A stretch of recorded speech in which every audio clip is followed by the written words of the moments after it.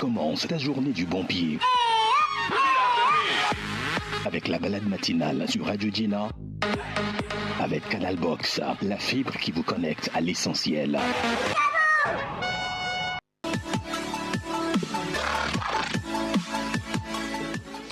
Merci d'être au rendez-vous de la balade matinale sur Radio Gina. Nous sommes au mercredi 22 octobre 2025. C'est un nouveau jour qui se lève. De nouvelles possibilités à scruter, de nouvelles occasions à se donner. Chaque jour est comme un recommencement. Si vous n'avez pas réussi hier, dites-vous qu'aujourd'hui, ça réussira aussi. Non, ce sera pour demain. On reste dans la positive attitude. Aujourd'hui, on va s'intéresser aux cancers féminins. Les cancers féminin. Nous sommes dans le mois d'octobre rose. On va parler du cancer du sein et d'autres cancers déjà avec notre invité que je vous présente sous peu. Mais avant toute chose, laissez-moi vous installer confortablement avec cette chanson de Michael Jackson. Gina, nous parlons des cancers féminins. Ce matin, pour en parler, je suis avec Dr Kouvahi, qui n'est plus à présenter. Bonjour, docteur. Bonjour et bonjour à nos auditeurs de Gina. Comment ça va? Parfait, ça va. Il paraît qu'on ne demande pas aux médecins comment ça va. On dit souvent que les médecins, souvent, n'ont pas de table. Donc, donc les médecins aussi, ça tombe malade. Donc, il faut demander. En tout cas, on vous voit en pleine forme et ça fait plaisir. Je vais bien. Alors, nous allons parler ce matin des cancers féminins. Les plus répandus, ce sont les cancers du sein et les cancers du col de l'utérus. Alors, parlez-nous de ces deux cancers, docteur. Oui, nous sommes en Octobre Rose et merci pour l'invitation. Octobre Rose, occasion de refaire la sensibilisation sur les cancers féminins qui sont devenus véritablement une épidémie aujourd'hui, on peut le dire en ce sens. Et les femmes atteintes du cancer, des cancers féminins, vivent un véritable chemin de croix. Exactement. En tout cas à Lomé, ici au Togo. Et il est toujours bon d'en reparler. Oui. Nous allons commencer peut-être par le cancer du col de l'utérus. Le cancer du col de l'utérus, donc, c'est un cancer au niveau du col. Le col, c'est la partie entre l'utérus et le vagin. Le vagin. Et ce col va être attaqué par plusieurs facteurs qui vont favoriser donc le cancer au niveau du col de l'utérus. Avant d'y aller, revenons un peu, faisons un bref passage vers le cancer. Le cancer, c'est quoi? Le cancer, c'est une cellule anormale ou des cellules anormales qui vont se développer de manière anarchique. On va prendre une cellule, on se dit que la cellule est ronde. Cette cellule ronde, quand elle va donner des filles, elle va donner des filles qui seront rondes comme elle, et etc. Comme on dit en Mina, à Pami de la Déo. Il faut ressembler à ses parents. Voilà. Donc, mais il va se passer qu'à un moment, une cellule ne va pas ressembler à ses parents. Au lieu de donner des cellules rondes, on va donner des cellules carrées. C'est comme un enfant rebelle parmi tous d'autres. Donc, il y a une rébellion qui s'impose. Et cette rébellion doit être, du coup, rapidement supprimée par les soldats qui sont dans notre organisme, nos bérets rouges. Vous êtes en rouge, là. Ça veut dire que je suis bien protégée. Donc, par nos bérets rouges qui doivent vite les tuer. Et ces bérets rouges, on peut dire, c'est nos anticorps. Donc, si nos anticorps ont failli à leur mission, et que ces cellules anormales grandissent, se multiplient, donnent des enfants, ça prolifère dans le corps. Ça donne donc un cancer. Cancer. Il faut dire que nous tous... Je vous interromps, docteur. Et c'est quand le corps n'a plus tous ses anticorps, ou qu'est-ce qui fait que parfois nous n'arrivons pas à éliminer ces cellules rebelles dont vous parlez? Il y a plusieurs aspects qui posent un peu le problème des facteurs de risque des cancers. Dans certaines familles, il y a le risque de cancer. Et donc, de manière génétique, il y a une prédisposition au cancer. Aujourd'hui, notre alimentation est très mauvaise, et cette mauvaise alimentation ne permet pas à nos anticorps et à notre organisme d'être en forme. Il y a le manque d'activité physique. Le sport renforce nos anticorps. La marche renforce nos anticorps. Et ce que notre civilisation a perdu le plus, c'est la marche. On ne marche plus, on ne bouge plus beaucoup. On a les émigrants, on a les voitures. Assez de émigrants. Et je blague souvent que quand on prend les émigrants, même on veut que les émigrants rentrent à la maison pour nous déposer devant la chambre pour être sûr qu'on a tout consommé. Donc on ne fait plus assez de sport. Et la consommation excessive de l'alcool. Nous reviendrons sur le tabac qui fatigue beaucoup nos anticorps. Et surtout surtout la chicha par exemple, nous y reviendrons. Et donc il y a beaucoup de facteurs aujourd'hui qui fatiguent nos anticorps. On a besoin de la vitamine C. Oui. Et quand on a assez de vitamine C, nos anticorps sont en forme. Mais avons-nous assez de vitamine C dans notre alimentation aujourd'hui? C'est ça le problème. On a eu des études où on disait que en 1970, lorsque vous prenez une orange que vous mangez, aujourd'hui, pour avoir la même quantité de vitamine C que contenait une orange, aujourd'hui, pour avoir la même quantité de vitamine C, il faut prendre 50 oranges. Donc, partir d'une quantité de vitamine C dans une orange à 50 oranges aujourd'hui, pour avoir la même quantité de vitamine C, nous avons des problèmes par rapport à notre alimentation. Donc, quand les anticorps n'ont pas pu tuer la cellule, ça va se multiplier, ça va donner un cancer. Donc, il y a plusieurs facteurs de risque par rapport au cancer. Et nous n'oublierons pas le sommeil. Le manque de sommeil aussi? Le manque de sommeil fatigue beaucoup nos anticorps parce que nos anticorps sont mieux restructurés lorsque nous dormons. Donc, lorsque nous dormons que 2 heures de temps, 3 heures de temps, quand nous n'atteignons pas les 6, 7 heures, 8 heures de temps de sommeil, eh bien, nous fatiguons complètement nos anticorps et nous sommes à risque de faire des cancers. Le manque de sommeil. On ne demande pas aux auditeurs d'aller se coucher, de dormir tout le temps, mais comprendre que la nuit, il faut dormir, il faut récupérer et c'est tout bénéfique pour notre santé. Donc, le cancer du col de l'utérus va être surtout causé par un virus qu'on appelle le human papillomavirus. C'est un virus qui se transmet souvent au cours des rapports sexuels. Et ce virus va se loger au niveau du col. Il ne va pas beaucoup donner de signes. La présence du virus va donner peut-être quelques lésions, ça peut donner des pertes, ça peut donner des douleurs pelviennes, mais ça, toutes les femmes en ont.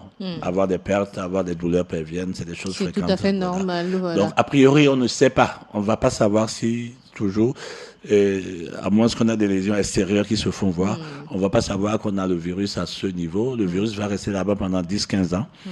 Et après, ça va donner un cancer, avec un signe évident du cancer, que sont les saignements abondants après s'être touché ou après les rapports sexuels. Donc, si je comprends bien, le facteur de risque premier, ce sont les rapports sexuels non protégés.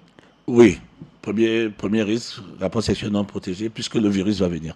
C'est pourquoi vous vous souvenez que lorsqu'on fait les vaccinations contre le cancer du col, c'est chez les jeunes filles qui sont supposées être vierges. À partir du moment où une dame qui nous écoute aujourd'hui à la radio a eu une fois un rapport sexuel, eh bien, elle est à risque d'un cancer du col. Elle est à risque d'avoir le virus. D'où l'obligation à toutes les femmes d'aller se faire dépister. Pas pour voir s'il y a un cancer, mais pour voir s'il y a des lésions qui ressemblent aux lésions causées par ce virus-là. Et cette consultation le fait combien de fois par mois, par an? On se dit tous les 3 ans. Tous les 3 ans. Tous les 3 ans. Lorsque vous le faites une fois, vous pouvez attendre 3 ans avant d'en refaire. Si je le fais en 2025, c'est parti pour 2028 au moins. Voilà. Donc tous les 3 ans, il faut le faire. Il y a, pour les dépistages de masse, on appelle ça la coloration au niveau du col. Lorsqu'on colore le col, on voit que il y a des lésions qui apparaissent. Et ces lésions font penser à la présence du virus et à des lésions précancéreuses du corps. Et là, c'est facilement traité et on en guérit. C'est le cancer le plus facile à traiter ou les lésions précancéreuses le plus facile à traiter si on y va vite. Et donc, la coloration coûte pas cher. La majorité le font à 2000 francs. 2000 francs CFA. C'est abordable. Et si on trouve qu'il y a des lésions qui sont douteuses, là, on peut demander un frottis. Donc, toutes les femmes doivent faire la coloration du col pour être sûr qu'il y a des lésions. À partir de quel âge? À partir du moment où on est déviergé. D'accord. Et les premiers rapports sexuels? Oui, on peut se dire qu'il faut vérifier. Maintenant, si on laisse le temps faire, on se dit au moins 20, 22, 25 ans, il faut se faire dépister. Mais tout commence par l'âge des premiers rapports sexuels. Ça, c'est un autre débat qu'il faut faire aujourd'hui, puisque dans nos contrées aujourd'hui, on a des enfants de 12 ans qui ont fait des rapports sexuels. Donc, dans ce cas, pas attendre jusqu'à 25 ans. Si une fille a fait des rapports sexuels à 15 ans, il ne faut pas quand même attendre 10 ans, parce que s'il y a le risque du virus, le virus, en 10 ans, il est tout content, il a fait tous ses dégâts. et ce sera trop tard. Donc, a priori, on se dit que dès qu'on a eu un rapport sexuel, dans les années qui suivent assez tôt, faire le dépistage. Docteur, j'ai une question. Est-ce que les toilettes intimes que nous faisons, parce qu'il y en a qui font des toilettes avec le savon de douche ou encore d'autres savons pas conseillés, est-ce que ça a des conséquences sur d'abord le vagin et ensuite par rapport au cancer du col de l'utérus?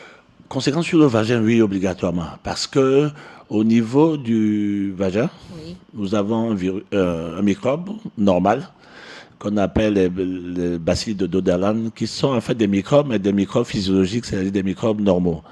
Et ces microbes ont pour rôle de tuer les autres microbes. Et donc, c'est eux qui sont les soldats sur place. C'est des microbes qui sont là, mais qui ont pour rôle de tuer les autres microbes et donc d'empêcher d'autres infections et surtout de permettre la lutte contre d'autres virus à ce niveau.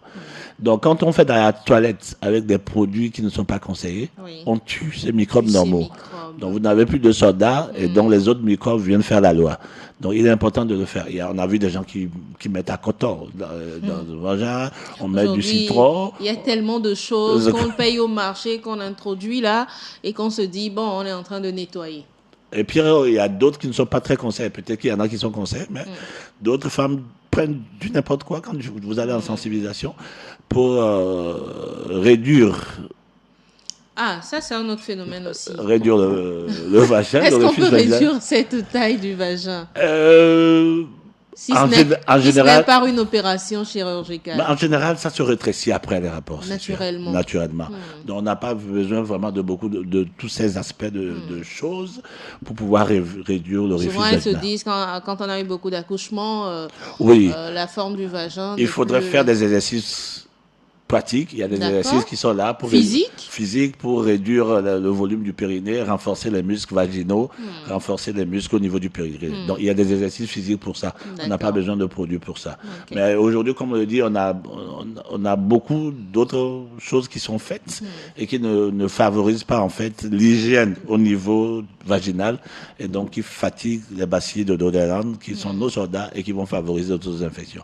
À partir du moment où ceux qui vont nous aider au niveau vaginal, ces microbes, les bacilles de dos d'Allan, et au niveau général, nos anticorps sont affaiblis, bien entendu, le virus, le roulement papillomavirus aura plus de temps à se proliférer plus rapidement et à favoriser donc des lésions cancéreuses au niveau du col de l'utérus. Et par rapport aux infections, on va dire régulières, il y en a qui développent tout le temps des infections vaginales.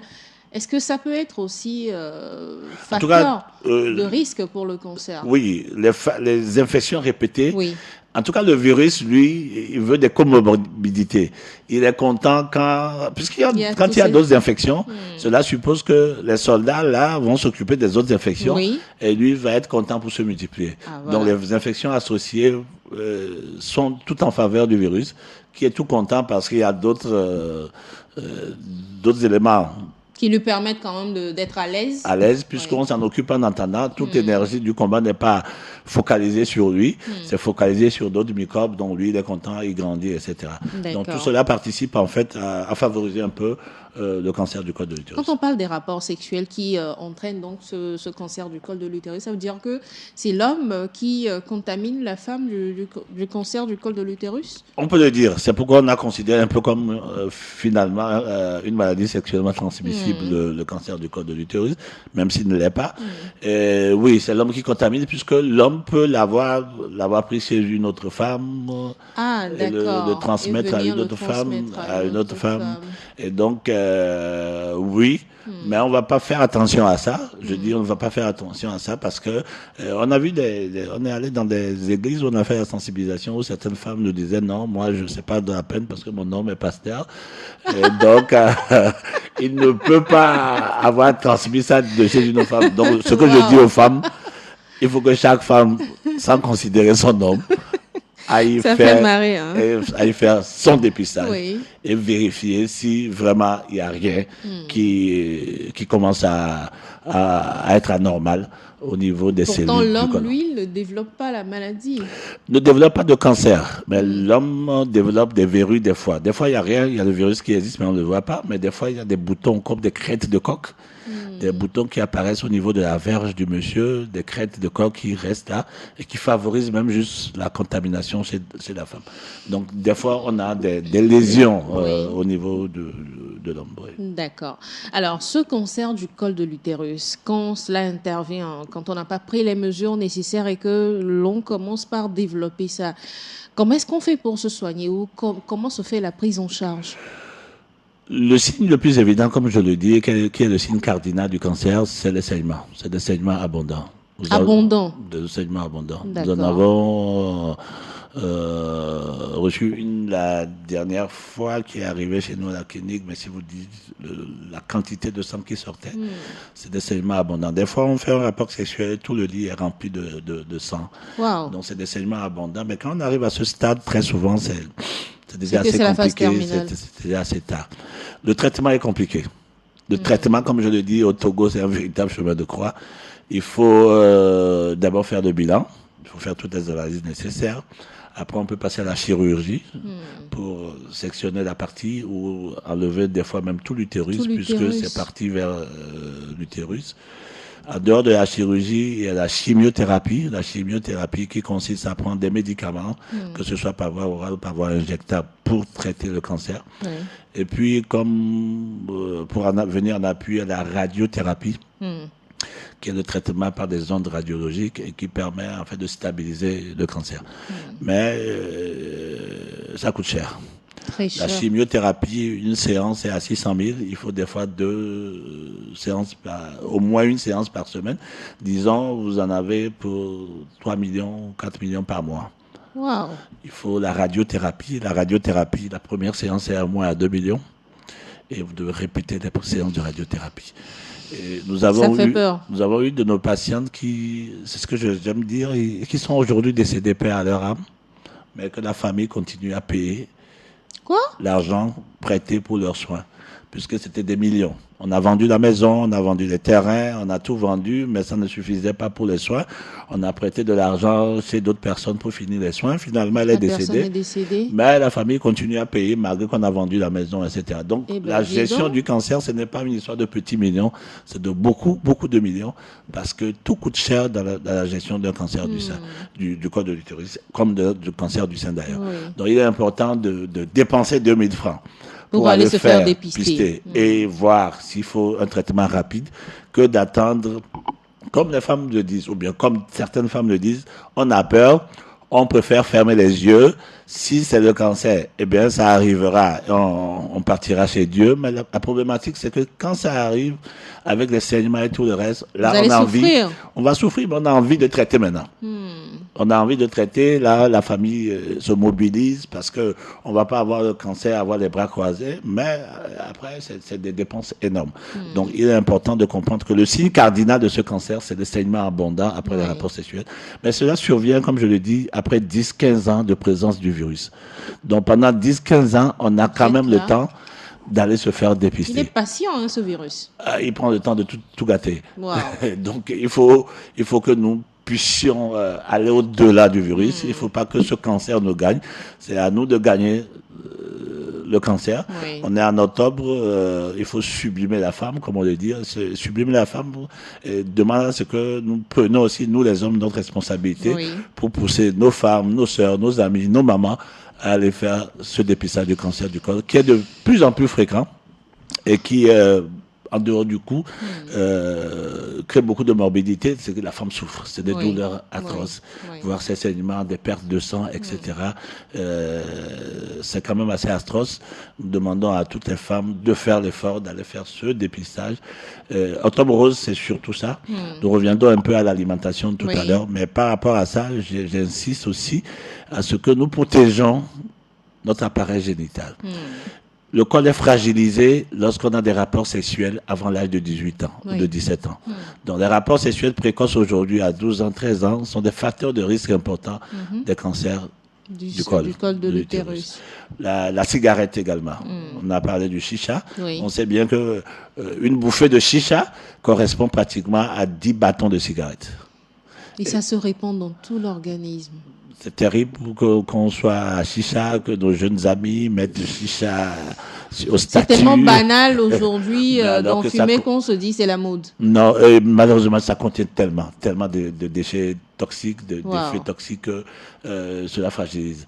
Et tout ce que nous mettons au niveau génital, mais aussi aujourd'hui au niveau anal, peut aboutir à des complications. Nous en avons vu des jeunes filles qui mettent du cube dans l'anus pour que les fesses grossissent. Oui, on en a beaucoup, même dans les établissements scolaires, les enfants nous ont dit. Et ça marche à peu près. Ça marche comment? Parce que vous mettez du cube dans l'anus, le sel fait de l'appel d'eau de l'organisme, dont les fesses deviennent un peu gonflées d'eau. Sérieusement? Il y en a plein. Ça a commencé par Dakar, c'est passé par Abidjan. C'est passé par Abidjan. Et finalement, nos filles le font dans certains établissements scolaires. Il y en a qui nous ont causé pour nous dire qu'ils en font. Donc, du coup, tout cela va quand même s'infiltrer jusqu'au niveau génital. Et qui peut rapidement amener au cancer du col de l'utérus. Donc, si on veut avoir des fesses, soit Dieu nous a donné des fesses, soit il faut faire du sport pour en avoir. Mais c'est pourquoi faire d'abord ces fesses-là? C'est pour les hommes. C'est pourquoi faire. Est-ce que tous les hommes aiment les fesses? Je ne pense pas, hein. Il y en a quand même qui n'aiment pas du tout. C'est clair. Ça, c'est sûr. Oui. C'est sûr. Et puis, c'est une mode, malheureusement, qui prend. Donc, on est passé dans beaucoup d'établissements scolaires pour. Au niveau des jeunes, nous recevons des jeunes. Et la multiplicité des rapports sexuels avec plusieurs partenaires sexuels augmente bien entendu le risque d'avoir le virus. Donc il faudrait arrêter au niveau des jeunes dans certains centres scolaires ou d'apprentissage ce que les enfants ont mis en place, qu'on appelle les tontines sexuelles. Et les tontines sexuelles, c'est un garçon qui paie les collages ou qui paie les cahiers, ou bien il cotise à 10 pour donner à une fille 20 000 francs. Mais où va le monde aujourd'hui? Et quand la fille prend 20 000 francs, puisque c'est 10 personnes qui ont cotisé, elle doit aller coucher. 20 000 francs. Elle doit passer chez tous les 10. J'ai reçu une jeune fille la dernière fois qui est venue qu'elle a couché donc avec 12 garçons de son établissement parce que les 12 se sont cotisés pour lui offrir son anniversaire. Et du coup, c'était la loi, il fallait qu'elle passe chez les 12 pour avoir des rapports sexuels avec les 12. Et c'est des jeunes filles, de 16, 17 ans, qui d'abord ne sont pas autorisées à faire des rapports sexuels parce qu'ils n'ont pas encore 17 ans. Et secondo, qui font des tontines sexuelles. Donc, on a un véritable problème, un défi pour les générations futures. Et comme je l'ai dit, si nous ignorons la menace de la sexualité aujourd'hui pour nos filles, nous allons évoluer dans un monde où les infections, les cancers vont être banals. Et tellement ces jeunes banalisent le sexe aujourd'hui qu'ils ne connaissent pas toutes les conséquences qu'il y a derrière, en fait. Donc, les directeurs d'établissement sont derrière. Nous, on a rencontré les directeurs d'établissement qui veillent à ça. J'ai rencontré un directeur d'établissement qui me dit qu'en récréation maintenant, il est obligé de rester au niveau des toilettes. Parce qu'il a été rapporté qu'en récréation, les enfants vont faire des rapports sexuels dans les toilettes. Juste 15 minutes de récréation, mais ils vont dans les toilettes. Donc, il m'a dit que dès qu'il y a la récréation, maintenant, on met plein de professeurs derrière les toilettes pour s'assurer que tout va bien. Grave, quand même. Donc, nous avons un véritable problème de sexualité en termes d'éducation, en termes de beaucoup d'aspects qu'il faut revoir. Et faciliter peut-être par, je ne sais pas, on ne va pas accuser toujours les réseaux sociaux, mais peut-être favoriser par les réseaux sociaux certaines choses. Ou en discuter plus avec eux. Oui, c'est pourquoi au niveau des établissements, aujourd'hui, nous avons beaucoup d'associations qui vont, il me dit, il y a plusieurs associations maintenant avec la TBF et tout le reste qui vont dans les établissements scolaires pour causer avec les enfants, dans les centres d'apprentissage également pour les jeunes filles en apprentissage. Il y a un véritable problème d'éducation à faire et il faudrait que nous, parents aussi, nous reprenons ce droit des enfants à être écoutés par les parents. Il faut que nous ayons la volonté de discuter avec les enfants, de parler les de écouter sexualité, beaucoup plus, de parler de sexualité avec les enfants. Et dans les églises également, il faudrait qu'on enlève ce tabou. Qu'on se voile pas la face. Voilà, on reste vierge jusqu'au mariage. Alors que derrière, il y a beaucoup de choses qui se passent. Voilà. Donc il y a ce besoin maintenant que dans nos églises, nous ouvrons le débat sur une certaine sexualité bien bien développée Oui. pour que les enfants soient plus sérieux. Parce que si les enfants font des rapports sexuels à 12 ans, 13 ans, et qu'à l'église, on n'en parle pas du tout, c'est pas bon. Il faut on ne leur demande pas de faire des rapports sexuels. Mais qu'on leur en parle quand qu'on leur en parle, qu'on leur dise de faire attention. Parce que quand on n'en parle pas du tout, chacun C'est veut grave. faire Oui. l'expérience personnelle de la sexualité. C'est ça le problème. Oui. C'est-à-dire qu'ils ne savent pas les normes, les enfants ne savent pas les normes, donc on va à l'expérience personnelle. Oui. On va voir ce que ça donne, on va voir ce qu'on va risquer en le faisant. Du coup, ça fait... Et aujourd'hui, je vais dire que nous copions l'Occident, mais nous copions très mal parce que on voit les Occidentaux qui arrivent facilement à discuter de la reproduction, de la sexualité avec leurs enfants et même jusqu'à leur dire « Ah, mais pour ton premier rapport sexuel, n'hésite pas à venir m'en parler, comment est-ce que tu l'as trouvé et tout et tout. » Mais ici, nous, on garde toujours le tabou autour du sexe, ce qui fait que les jeunes filles, les jeunes garçons se donnent eux-mêmes l'éducation sexuelle qu'ils veulent aujourd'hui. C'est ça. Et surtout, même la base, hein, pour ne pas aller jusqu'au rapport sexuel, juste des règles. Voilà. Quand vous causez avec les jeunes filles sur les règles, elles ne connaissaient rien. Les premières règles qu'elles ont eues, c'était un scandale. Elles étaient là, le sang est sorti, elles n'y comprenaient rien du tout. Personne ne leur a jamais parlé des règles. Elles étaient en classe, d'autres ont fui carrément à l'école. Hein. D'autres ont dit que quand ça s'est passé, elles n'ont plus du tout eu envie d'aller à l'école parce qu'elles étaient en classe du sang. Les autres garçons se sont moqués et puis elle n'a plus voulu continuer l'école. Elle a dû changer d'école ou changer, voilà. Donc il y a cet aspect au moins d'éducation sur les menstruations qu'il faut déjà commencer avec les jeunes filles pour qu'elles comprennent que c'est quelque chose de naturel, que la première expérience soit une première expérience préparée. Et donc vécu le plus naturellement possible. Le plus naturellement possible, et cela n'amène aussi à savoir que aller chez un gynécologue, c'est pas pour les plus nantis ou encore les je ne sais pas, c'est pour tout le monde en fait, aller chez le gynécologue. Il faut parce que même si on dit en privé c'est un peu cher, les privés ne sont pas toujours aussi chers, mais il y a le public, il y a les maisons. Aujourd'hui, il y a la maison des sages-femmes voilà. qui est ouvert au public. Oui. Les sages-femmes sont disponibles. Oui. Hier, j'ai rencontré ma maman. À la TBF aussi, je pense que c'est moins cher. À la TBF également, oui. Il y a même pour certains conseils pour les jeunes filles, c'est pratiquement gratuit. Voilà. On les reçoit gratuitement à TBF, aux maisons des sages-femmes, etc. Ils les reçoivent gratuitement pour les accompagner. En tout cas, chers parents, si vous avez des problèmes à vous-même parler sexualité avec vos enfants aujourd'hui, il y a beaucoup d'associations, d'ONG et de centres ouverts pour en parler avec eux. Docteur, j'espère que vous faites également cette sensibilisation. Oui, à d'autres niveaux, nous avons des sages-femmes au niveau de la clinique, mais également nous allons beaucoup dans les établissements scolaires. Ah, c'est bien. Nous sommes présents dans beaucoup d'établissements scolaires. Nous avons eu l'autorisation avec le ministère et donc nous sommes très présents dans les établissements scolaires pour parler aux jeunes filles. D'accord. Merci. Voilà, je pense qu'on va boucler la page cancer col de l'utérus et s'attaquer maintenant au cancer du sein. Voilà. Le cancer du sein qui est aussi très fréquent aujourd'hui. Très fréquent aujourd'hui. Au niveau du sein, il va y avoir un nodule peut-être qui peut apparaître. Mais disons d'abord ça tout simple. Nous avons reçu une dame la dernière fois qui n'a pas de nodule au niveau du sein, qui n'a pas de douleur, qui n'a rien du tout. Pas de lésion? Aucune lésion. Elle est venue juste comme ça parce qu'on faisait des sensibilisations. D'accord. Elle est venue faire son écho-mammographie et on s'est rendu compte qu'elle avait déjà un cancer qui évoluait. Wow. Sans douleur, sans nodule, rien du tout. Et donc il n'y a pas de notion de douleur des fois pour un cancer qui commence. Et donc il ne faut pas attendre, dire que j'ai mal au sein, j'ai un nodule. Écoutez, non, maintenant, même qui m'a dit non. On peut avoir tout simplement aucun signe. Est-ce qu'il n'y avait pas un simple lourd que l'autre chez la dame? Non, elle n'avait rien. Comment ça se fait? Franchement, ça n'avait pas rien. Mais oui, ça existe. Les signes peuvent être complètement frissons ou absents, sans lourdeur, sans modification du sein, sans autres soucis du tout, mais qu'un cancer commence. Donc, on a dû amputer, on a dû enlever le sein. On lui a coupé un sein aujourd'hui, elle va bien. Donc, mieux. Oui, elle va bien. C'est pour dire que c'est pas toujours qu'il faut attendre un signe. Oui. Maintenant, revenons au signe. Un cancer qui commence, on peut avoir plusieurs signes, mais le sein, il faut que les femmes fassent attention à leur sein. Encore que nous parlons des femmes, nous parlons des hommes également, Parce Ah oui. qu'aujourd'hui, nous avons beaucoup de cancers du sein chez Chez les hommes. les hommes. Bon. Oui, j'ai constaté, docteur, que de plus en plus d'hommes ont, au niveau de leur mamelon, il y a plus de développement des cellules, c'est-à-dire c'est plus gonflé, alors que c'est souvent chez la femme qu'on remarque ça. C'est l'alimentation. Aujourd'hui, notre Ah. alimentation est trop sucrée, trop grasse et trop salée. Et cela favorise des graisses. Et une partie où les graisses peuvent se mettre également, c'est au niveau du sein. Voilà. Ok, d'accord. Et donc, chez les femmes, donc, il faut faire attention.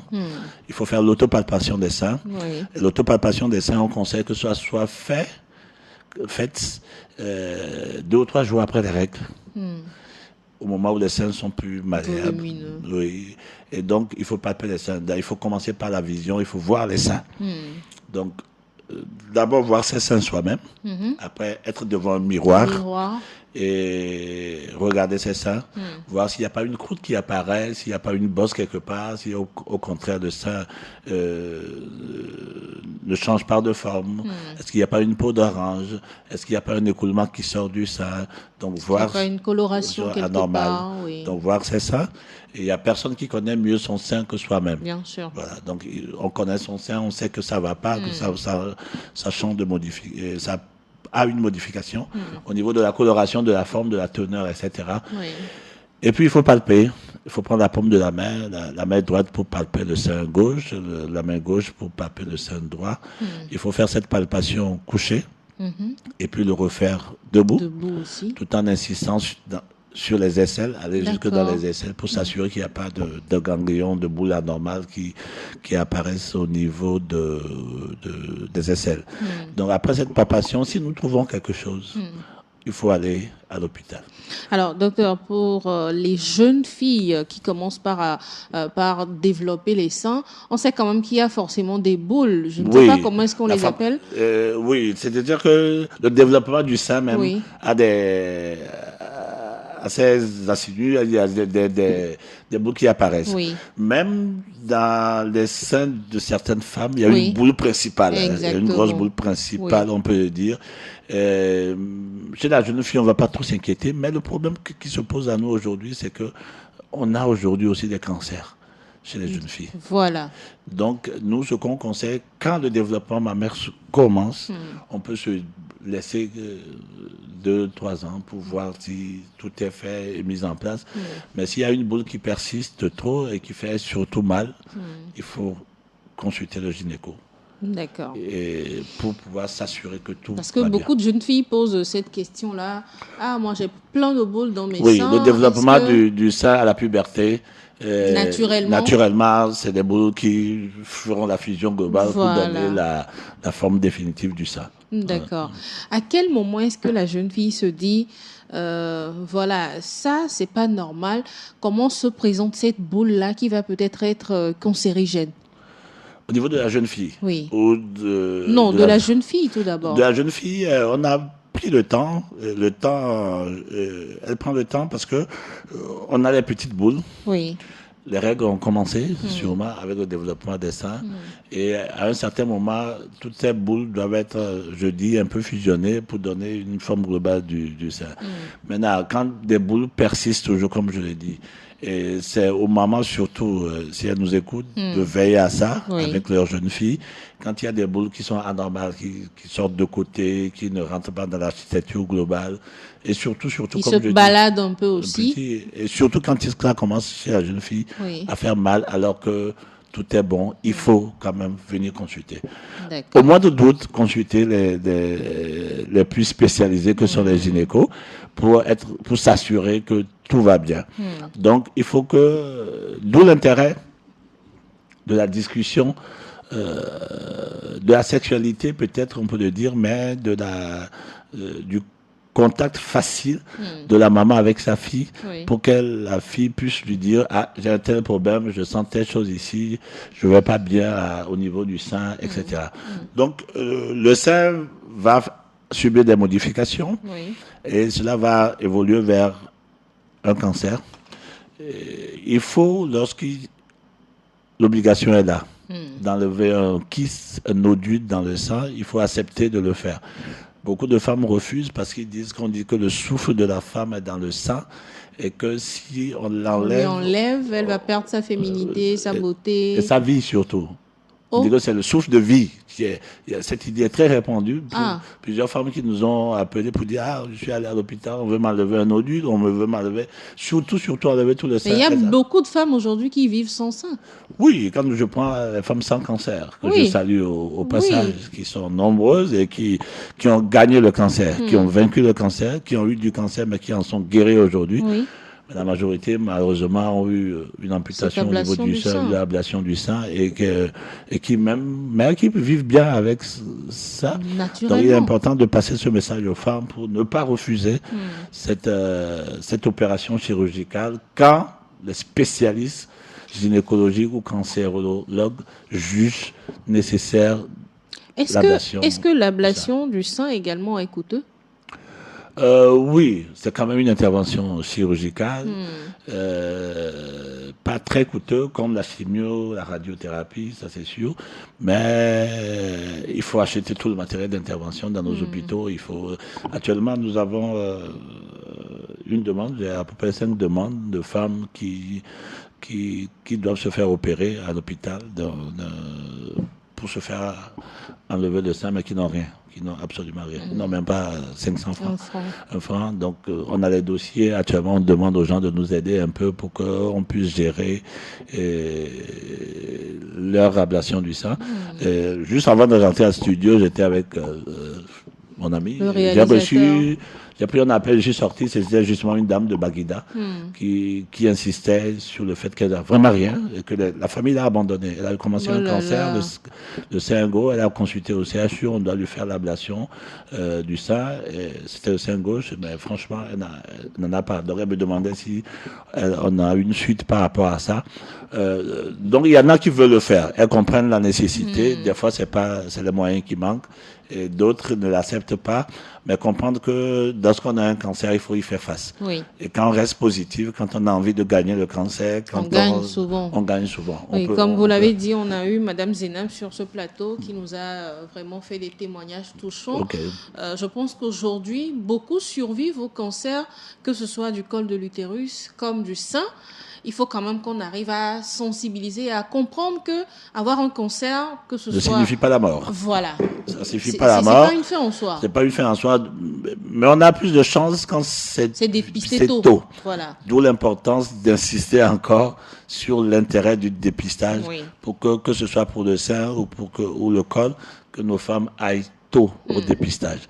Ce n'est pas quand on attend des signes, ce n'est pas que on est là et que ça va vraiment pas qu'il faut aller au dépistage. Le dépistage, c'est lorsqu'on est bien portant qu'il faut aller se faire dépister pour s'assurer qu'il n'y a rien de mauvais qui grandit. Si vous nous rejoignez, chers auditeurs, c'est un plaisir de vous avoir sur Radio Géna. Nous parlons des cancers féminins ce matin. L'idéal aurait été, comme on le disait avec le docteur, d'avoir des appels, des auditrices ou encore des auditeurs pour connaître leurs inquiétudes.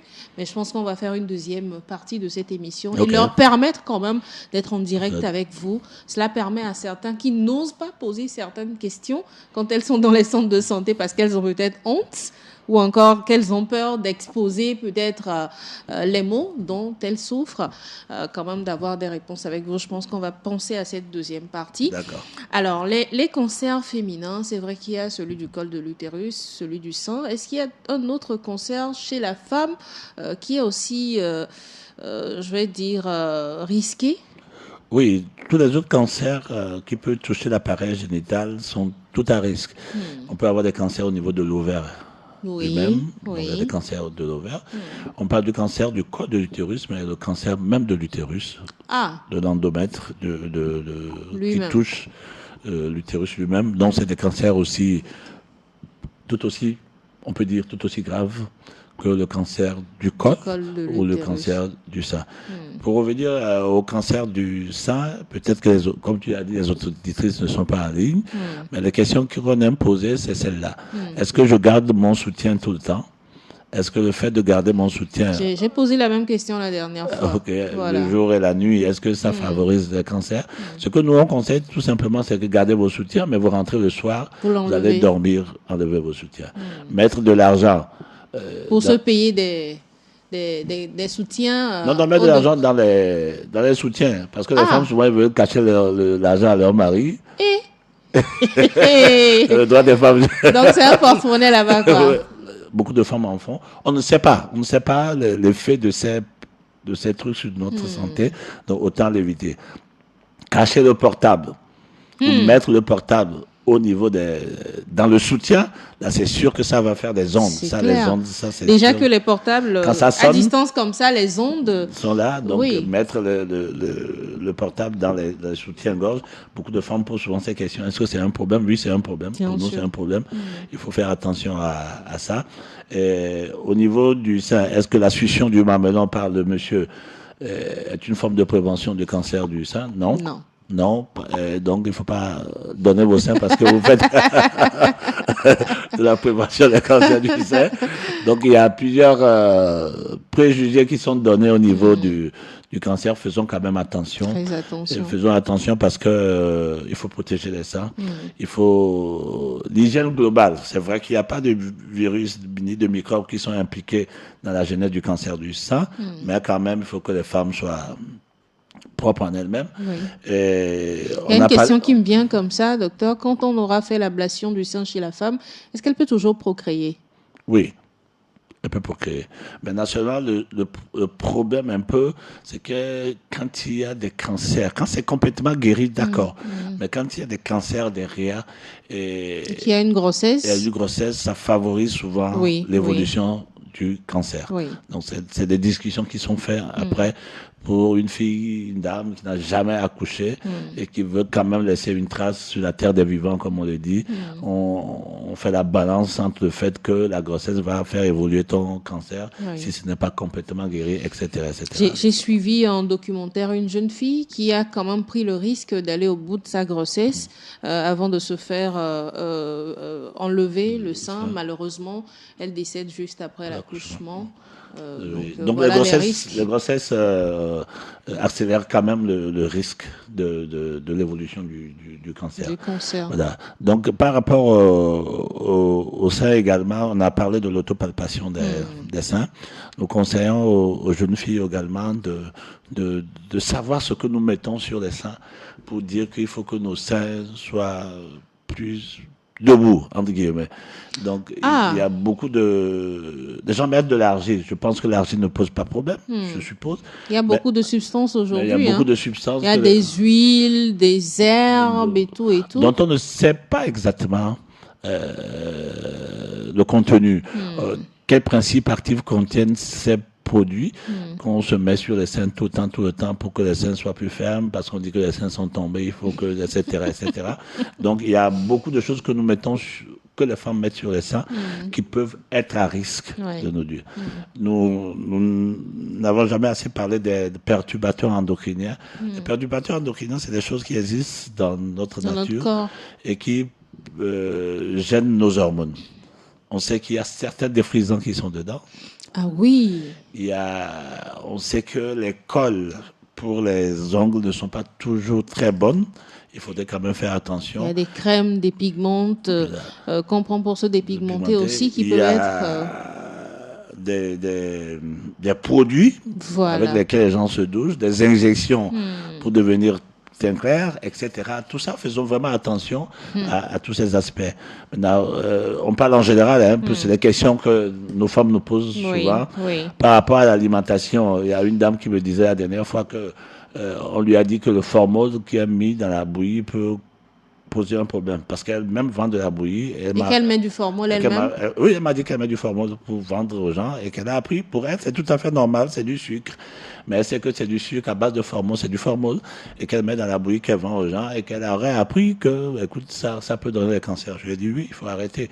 Donc aujourd'hui, le formol, qui est une substance qui est mise, qu'on utilise pour les cadavres, les gens l'utilisent par quel schéma où ils se procurent le formol? On le met dans la bouillie, on le met dans le pain. Certains en mettent dans le pain. On n'accuse pas tout le monde. Certains en mettent dans le pain.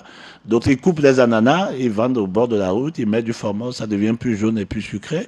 On met du formol dans le formol est si facile à obtenir? Justement, non. Donc, il faut que nous puissions trouver des circuits d'approvisionnement. Parce que même dans nos marchés, certains emmènent sur les viandes. Sur les viandes. Parce que... ça protège la viande? Ça protège la viande qui ne se gâte pas vite. Ça fait que la viande devient bien plus rouge. Et surtout, au marché, il n'y a pas beaucoup de mouches qui viennent. Parce que les mouches n'aiment pas l'odeur du formol. Or que le formol est hautement cancérigène. Hautement cancérigène. Donc aujourd'hui, puisque nous parlons d'alimentation, docteur, quels sont ces aliments appropriés que nous pouvons consommer pour éloigner ou encore amoindrir les risques de cancer? Ce qui est évident, c'est une alimentation bio, qui est de plus en plus difficile à avoir aujourd'hui, mais à base de légumes et de fruits. Revenons à cette alimentation traditionnelle que nous avons, de nos bomas, de nos adémins, de nos côtes de rôde, etc., etc. De vie. Une alimentation quand même assez traditionnelle, comme je l'ai dit, et réduisons un peu cette alimentation trop sucrée, trop salée, trop grasse. Donc, les produits de nos champs, les végétaux, la salade, les fibres, comme on le dit, vont beaucoup nous aider. Mais par contre, cette alimentation trop sucrée, les tomates en boîte, c'est une fois par ça. Il faut préférer les tomates fraîches. Les huiles, il faut réduire les huiles. Encore qu'on ne sait pas toujours la provenance de l'huile. On a arrêté une dame la dernière fois qui fabriquait de l'huile rouge à partir du savon et des produits chimiques qu'elle achetait au Nigeria. Elle fabriquait de l'huile rouge. Donc, on a une véritable problématique. Les gens veulent de l'argent et par tous les moyens. Et ils fabriquent tout. Donc, faisons attention un peu à ce que nous achetons. L'État fait son travail immense aujourd'hui pour contrôler tout ça. C'est les autorités qui ont appris, qui ont arrêté la dame. Et donc, accompagnons l'État, aidons nos autorités à faire cette lutte pour la nutrition. Donc, tous ceux qui nous écoutent, les bonnes dames qui font Zogbon, etc. Si c'est vrai qu'ils se procurent du formol et que certains en mettent dans nos bouillies, il faut qu'on... Je pense que c'est pour ça que certains même évitent aujourd'hui de prendre de la bouillie au bord de la route. Ou à défaut de la bouillie non sucrée. Voilà. Pour qu'on s'assure que... il n'y a pas du formol là-dedans. Il y a du sucre dedans et que chacun y mette son sucre. Mais en parlant du sucre, même, il faut que nous tous, nous fassions l'effort de réduire le sucre. Le sucre est un mal de notre le mal de notre société, et ce mal va du cancer au diabète, à l'hypertension, etc., etc. Déjà, le diabète est devenu une véritable épidémie, mais on sait que les cellules cancéreuses aiment le sucre. Donc, quand il y a beaucoup de sucre, c'est ça qui leur permet de se développer. Donc, dans tous les cas, faire l'effort de réduire la consommation du sucre. Chez nous-mêmes, pour nous-mêmes adultes, mais également pour nos enfants, parce que si nous ignorons la menace du mal du sucre, on aura beaucoup de problèmes après. Donc, mais c'est également les docteurs qui disent que le sucre est bon pour les enfants, ça permet, lorsqu'ils développent, lorsqu'ils utilisent beaucoup d'énergie, de compenser. Oui, quand les enfants dépensent beaucoup d'énergie, ça peut aller. Mais est-ce que tous nos enfants dépensent de l'énergie? Leur énergie. Beaucoup de mamans, l'attaque des mamans, surprotège aujourd'hui les enfants. Les enfants rentrent de l'école, on ne veut pas qu'ils aillent jouer, parce que s'il va jouer, il va se casser, il va se blesser, etc. Ils sont au salon. On préfère nos enfants assis au salon, en train de lire un livre ou en train de regarder la télévision. Il faut laisser les enfants bouger. Aller jouer au ballon. Voilà. Donc, il y a une surprotection quand même qu'on remarque et qui rassure même les parents, puisqu'on est de plus en plus occupés, nous les parents, y compris les mamans. Et donc, on ne reste pas à côté pour les voir jouer, pour les voir s'amuser, au risque de se blesser, au risque de rentrer dans la rue et de se faire ramasser par un zébidian. On préfère qu'ils soient tranquilles au salon. Dans le salon, en train de regarder un film ou un dessin animé. Un dessin animé, nous aussi on est tranquille. Ou bien ils maîtrisent mieux le smartphone que nous, les enfants. Les applications que nous, même on ne connaît pas, ils maîtrisent mieux et ils n'ont pas trop le temps de bouger. Donc si les enfants bougent assez, ils font assez de sport, assez d'activité physique, ils bougent, ok, compensation. Mais les enfants qui vont rester au salon tout le week-end, qui vont regarder la télé, au pire, ils vont prendre les cahiers pour lire et aller se coucher. Il y a une surconsommation de sucre qui risque d'être dommageable pour leur santé. En tout cas, je ne dis pas d'aller consommer du sucre, je dis juste qu'il faut juste le minimum nécessaire pour ces enfants-là qui sont en croissance et qui en ont besoin. Docteur, on n'a pas vu le temps passer. Les 50 minutes sont passées rapidement. Alors, rapidement, on va conclure pour aujourd'hui. Sur les cancers féminins, qu'est-ce que nous retenons? Les cancers féminins sont devenus un véritable problème de santé publique. Il faudrait que chaque femme entre dans la lutte pour elle-même et entre dans la lutte pour ses consoeurs et ses amis. Donc rentrer dans cette lutte, c'est de faire son dépistage. Que chaque femme se fasse l'autopalpation de ses seins. Le dépistage gratuit continue dans les centres, hein, je pense. Oui, l'autopalpation. Nous, ce week-end, on a beaucoup d'activités. D'accord. Au niveau de l'ONG Visa, on reçoit les femmes à partir de 6 heures pour une marche pour... Le samedi. Oui. La marche même va commencer à côté de chez toi, là, au niveau de la maison d'Adebayor, à partir de 6 heures pour finir à l'ONG Visa. Après, on a un dépistage gratuit des cancers du sein et du col. Au niveau de l'hôtel Sarakawa, même chose. Au niveau de l'hôtel Sarakawa, ce week-end, on fait un dépistage gratuit également le samedi matin. Au niveau de l'hôtel Le Béné, nous avons des activités ce week-end, le samedi matin également. Dépistage aussi. Dépistage, sensibilisation. Et au niveau de la maison de la sage-femme, également à l'heure actuelle, jusque toute cette semaine, le centre des sages-femmes, la maison des sages-femmes à Kégué face à Swallows, dans le ventre de la Fédération togolaise de football, est ouverte à toutes les femmes qui voudront faire leur dépistage. Donc, allons nous faire dépister. Et parlons du cancer à nos amis et faisons attention à nous-mêmes. C'est une véritable problématique. Nous devons gagner le cancer. Et ensemble, je pense que si chacun en parle, si chacun y met de son énergie et si chaque femme fait attention à elle-même, nous pourrons gagner ce combat contre le cancer. Merci, docteur Kouva. Et comme il l'a dit, le problème du cancer, que ce soit du sein comme du col de l'utérus, ce n'est pas juste une affaire des femmes ou des jeunes filles, mais c'est une affaire de tous. Parce que vous imaginez votre femme qui n'est plus demain, qui va s'occuper des enfants, ou encore votre jeune fille qui perd la vie très tôt à cause d'un cancer. Qu'en sera-t-il de vous-même? Alors, face à ce problème, à ce fléau des cancers qui occupent une place importante aujourd'hui dans nos sociétés, je pense que le combat est pour tous. C'est pour toi, c'est pour moi. Nous, on va continuer les sensibilisations. N'hésitez pas aussi à en parler autour de vous. Et ce samedi, faites maximum le déplacement pour aller vous faire dépister, mesdames. Allez, c'est fini pour aujourd'hui. Rendez-vous de la balade matinale vendredi à partir de 8h. D'ici là, portez-vous bien. Ciao. Vous venez de suivre la balade matinale, votre dose d'énergie et de bonne humeur avec Canal Box, la fibre à toute vitesse.